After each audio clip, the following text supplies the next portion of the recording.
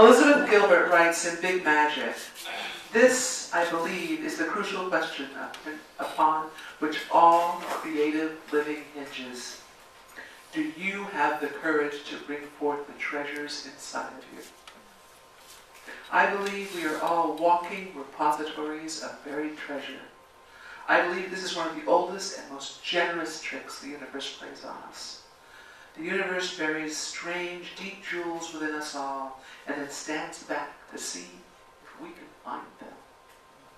The hunt to uncover those jewels, that is creative living. Wow. She surely did, right? Do you know she's not a member of the American Olympic team?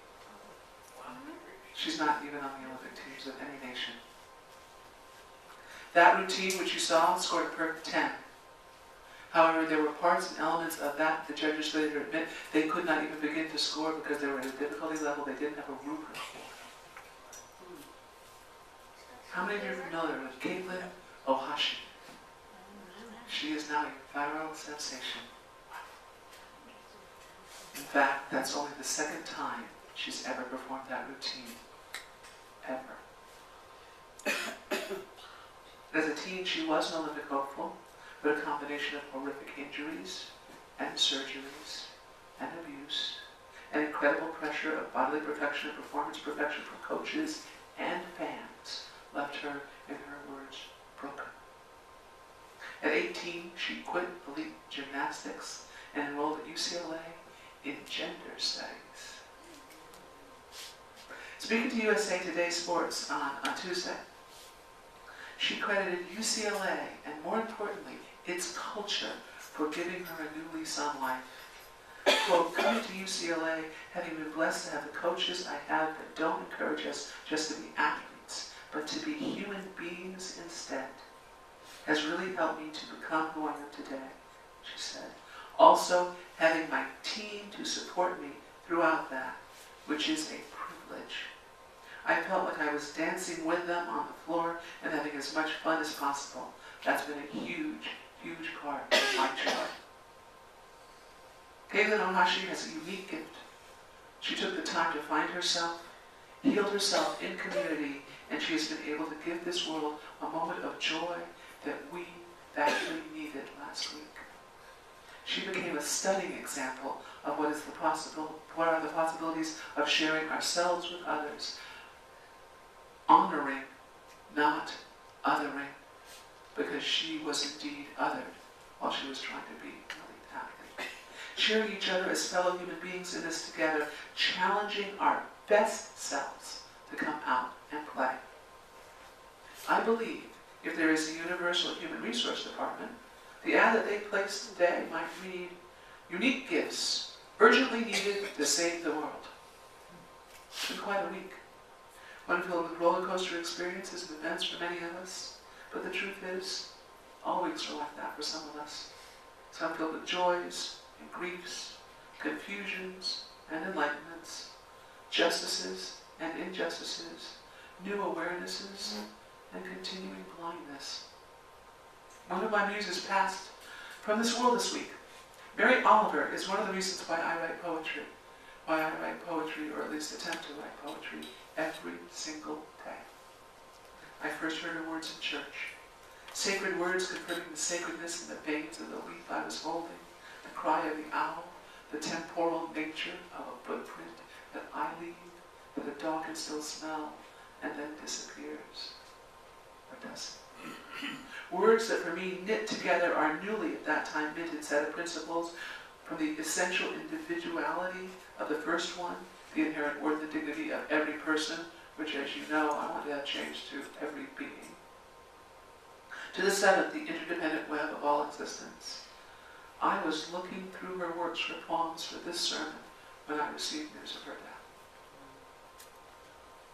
Old sacred texts call us back again and again. I looked and I thought, oh, I want to read something for them that they have not heard before. And yet, I don't. I'm going to read two of her most popular ones, probably being spoken in union pulpits this morning all over this country. They call us back again and again, no matter when they were first spoken or penned. They're sacred. Today, as we seek the meanings and callings of our unique selves in this great universe, I want to excite you. I do not want to fill you with grief. I want to really hone in and inspire you into the truth of your special, essential nature and how we need that. I need that. The world needs that to survive. Wild Geese by Mary Oliver.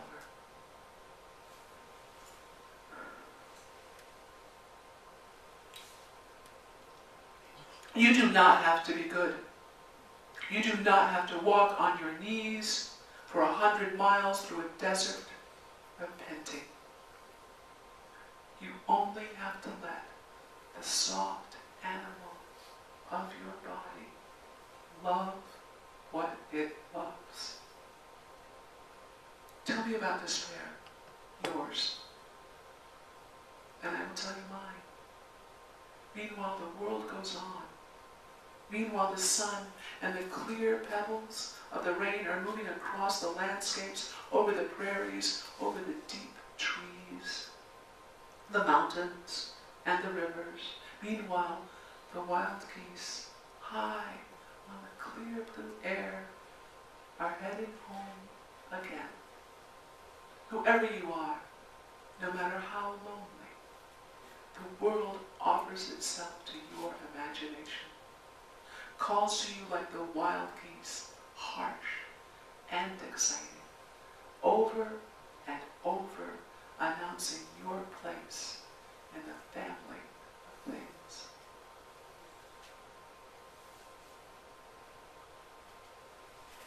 Perhaps the most creative act we humans perform is this: we create families.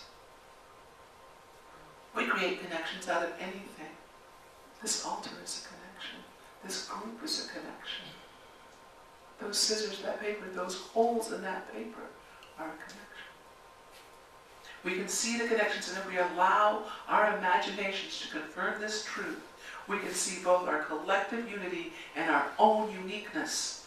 We can understand how both are inseparable. I'm sure many people here, if not everybody, is familiar with the term biodiversity. I'm going to read the Green Facts Initiative description because it's kind of covers it all. They say, quote, the variability among living organisms from all sources, including, inter alia, terrestrial, marine, and other aquatic ecosystems, and the ecological complexes of which they are part.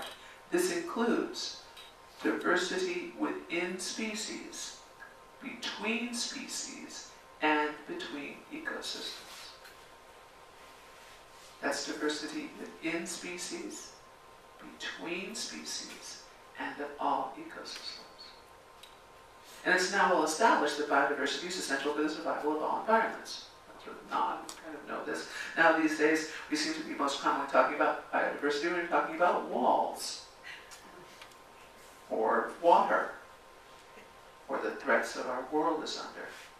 But since I believe we cannot separate out the micro from the macro, or the truth of each part that contains a part of the whole, or the idea that all is metaphor, all is reflecting back onto itself, I want you to extend for today your ideas of biodiversity to include your own spheres, your home, this church, your body. I mean, like, what would happen if you insisted that your spleen be a heart? Right? I mean, crazy. The heart might be like, what, I'm not doing a good job? But you already have a heart.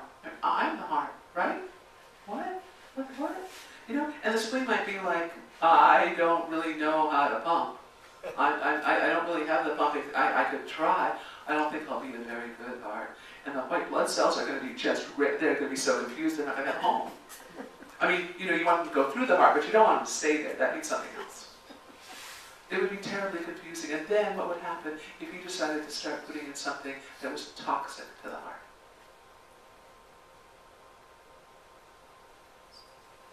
So now look around the room for a moment. Just really look. You gotta turn your heads. You gotta actually look at each other. I know it's hard. Look at each other. You can do this. Do you think anyone is not needed here? Needed. Not needed. Do you think anyone is not needed here? This moment that we are having could not have occurred, could not be occurring, could not continue to occur if not for every single being in this room right now. And I believe we're all needed. No one of us, as my grandmother would say, is spare parts. You're not spare parts. Don't sit around on a shelf. We have to show up. Today is the full moon. It's of note that it's the wolf blood moon. But there will be an eclipse. And we are currently in APDM. I'm like, what's APDM? I have no idea what APDM. Oh no, apparently it means all planets in direct motion. Because we like to use words when we have knowledge that puts us, that separates us from other people. All planets in direct, they're all lined up. All the planets are all lined up. They will be until tomorrow. Kind of cool. It's very cool. We can't see them from because we don't have telescopes, but they can notice. Perhaps you've heard the phrase, the planets aligned? Yeah. That's now. Sometimes you sit there and go, wow, it's metaphor and it's real? Huh, how'd that happen? Mystical Raven writes, on a personal level, this full wolf moon could send up a lupine howl, calling forth the leaders in us all. There could be one, where could we step up in our lives and take on greater responsibility for the good of all? How can we use our style, charisma, and influence to create a deeper sense of connection and social justice in our communities? And I love how she puts this. Here's this moon, here's this draw, this organic draw that's going on. And she's not saying, how can we stand up and fight? She's saying, how can we use our style, our creativity, our charisma, our influence? What's the most influential thing you walk around with every single day? Your smile. We are emotional contagions. We have mirror neurons and we're emotionally contagious. How can you use that for a deeper sense of connection and social justice in your community? Yeah, I'm scared. I'm not ready. Not ready. I'm going to pass the scissors on to somebody else. This phrase from poet Nicole Michelini calls me back to being wholly reflected light again and again. It's a popular phrase. It's found in greeting cards. The whole poem is long, deep, and dark. And the moon said to me, my darling daughter, you do not have to be whole in order to shine. We are all reflected light. I suppose you could say this is a simple sermon on the fact that diversity is essential for unity. Done. I mean, you can't be a body without multiple parts. One part, one body, many parts. Each part has parts within it, and each part within that has many cells, and each cell, as we start unfolding all of those smaller bits until we start folding back on ourselves again into the ethers of thought. We must have different ideas, not the same ideas, if we are to grow. We cannot be the same. That's monoculture. And anybody can tell you about monoculture, nothing can grow in it. This is a faith that is non-creedal at its core. That means quite specifically that Unitarians value the universal uniqueness of all. Unitarian, Universalist. It's not simply two names of religious groups smushed together, but a statement of the complexity of being both singular and plural, of being one and vast. And we are called to stand up in our words and deeds as our true selves.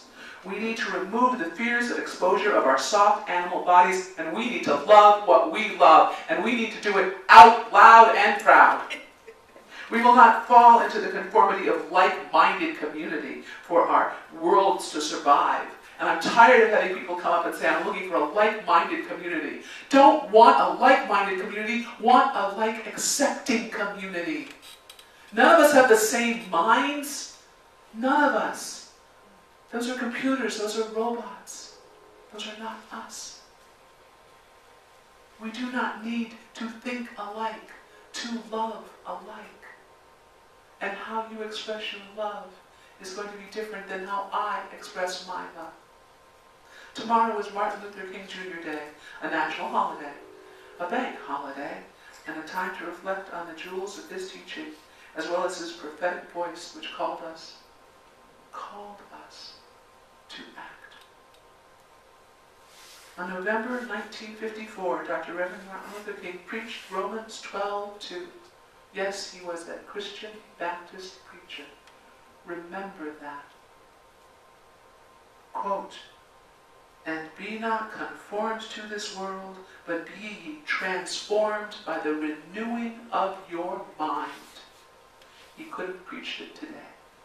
Quote, "This hour in history needs a dedicated circle of transformed nonconformists. Our planet teeters on the brink. Dangerous passions of pride, hatred, and selfishness are enthroned in our lives.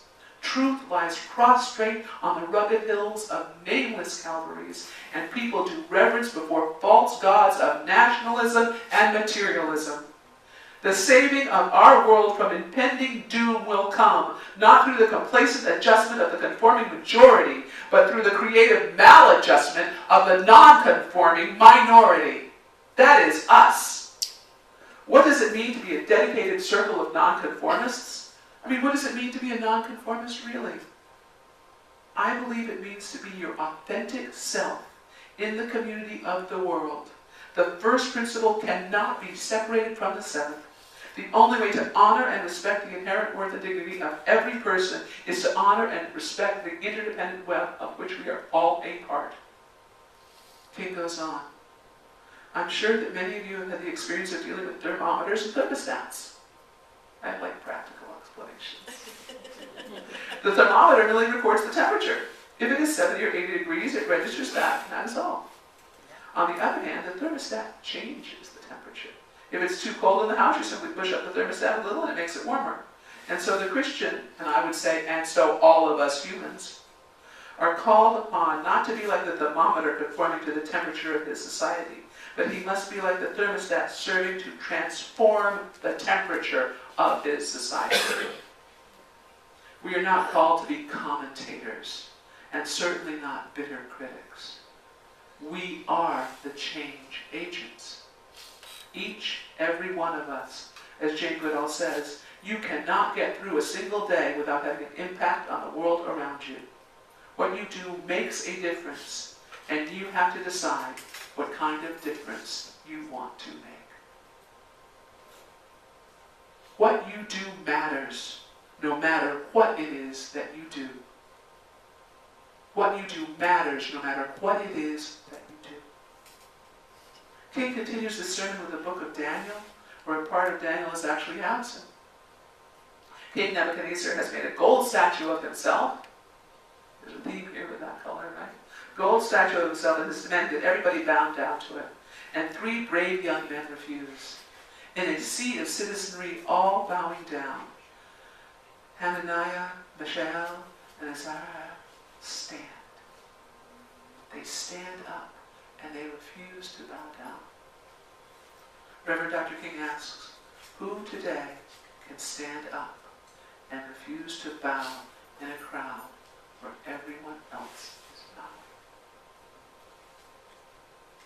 This is an essential question. I place it for you again today. Not only not to bow down before ego and materialism, not only not to bow down to nationalism and separatism, but not to bow down to your unique self, not to bow your unique self into the conformity of the crowd, not to hide that life under a bushel. It's hard to bring your unique gifts into the world. It is labor of the deepest kind, conceived only out of love by wedding ourselves to our inner joy and expressing it, releasing it, sharing it with the universe. Yesterday at the Women's March, there were so many speakers talking about how we must fight this and block this. And not a single person got up and said, we must create this, we must share this, we must sing this song, we must raise this up. We are called to do that. What you have, that joy, that is what the world needs. It needs the inoculative power of your unique means of love, whether it's an apple pie shared to a neighbor, a smile, a painting, a song, a perfect 10-minute gymnastic routine. No matter what the crowd is doing, the question you must always continuously ask yourself is, how does this action serve my indwelling holy? How does that action serve the holy world? Does it help heal? Does it hurt? Does it bring joy and solace? Is it good? Is it true? Is it beautiful? Each and every one of our answers will be different. We are special snowflakes. We are the coming storm, and we are the cool, fresh water that quenches the thirsts of spring and summer. Each of us is tasked to bring our different gifts to this troubled time, this troubled place. Life is not a destination, it's a journey. And so I'm going to close with another Mary Oliver poem, The Journey. One day you finally knew what you had to do and began, though the voices around you kept shouting their bad advice. Through the whole house, though the whole... I'm going to start this again. This deserves your attention and my care.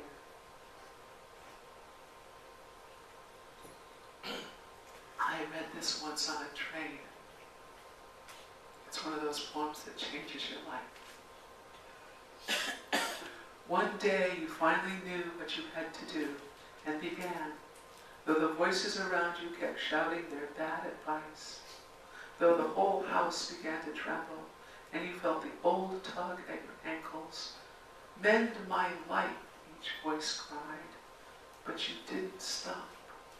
You knew what you had to do. The wind pried with its stiff fingers at the very foundations, though their melancholy was terrible. It was already late. Enough. A wild night, the road full of fallen branches and stones, but little by little you left the voices behind. The stars began to burn through the sheets of clouds, and there, as a new voice, which you slowly recognized as your own, that kept you company as you strode deeper and deeper into the world, determined to do the only thing you could do, determined to say the only life you could say.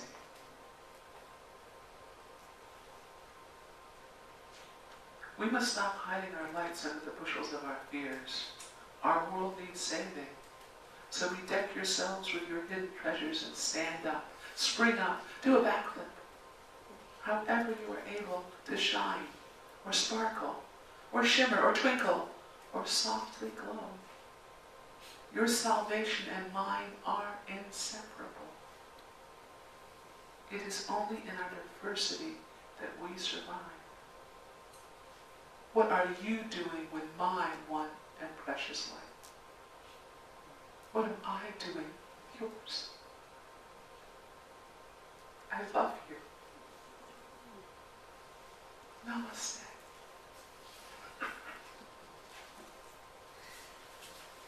Blessed